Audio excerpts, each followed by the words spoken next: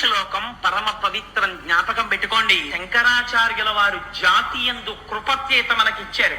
ఆడ మగ పిల్ల పెద్ద ప్రతి వారికి శ్లోకం నోటికి రావాలి, తప్పులు లేకుండా చదవాలి. ఇందులో ఒక గమ్మత్తుంది ఆ శ్లోకంలో అక్షరాలు మారాయా వ్యతిరిక్త అర్థాలు వస్తాయి. అందుకని తప్పులు చదవకుండా చక్కగా చదవడం నేర్చుకుని చిన్న చిన్న పిల్లల దగ్గర నుంచి అలవాటు చెయ్యండి.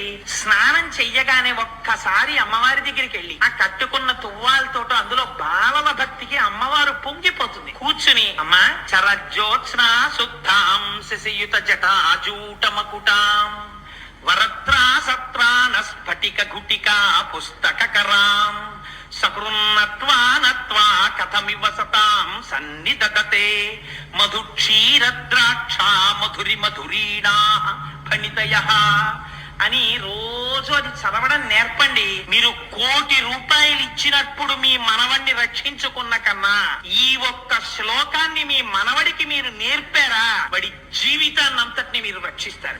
ఏదో ఒకనాడు వాడలా చెప్పగా చెప్పగా చెప్పగా చెప్పగా వాడి మనస్సు నిలబడుతుంది. ఆనాడు అమ్మ కృప వాడి ఎందుకు ప్రసరిస్తుంది. అమ్మ అనుగ్రహం కలిగిందా వాడు ఏ స్థితికైనా వెళ్ళొచ్చు. అందుకని ప్రతి వాళ్ళు మాకెందుకండి, మేము పెద్దవాళ్ళం అయిపోయాయి కదా, మాకెందుకు ఈ శ్లోకాలు అనుకోకండి. జ్ఞానము కావాలి కదా. భగవత్ సంబంధమైనటువంటి జ్ఞానము, ఆత్మజ్ఞానము లోపల స్థిరపడడానికి, అది ప్రసరించడానికి పరమ హేతువైనటువంటి గొప్ప శ్లోకాన్ని వాళ్ళ శంకర భగవత్పాదులు మనకి కృప చేశారు.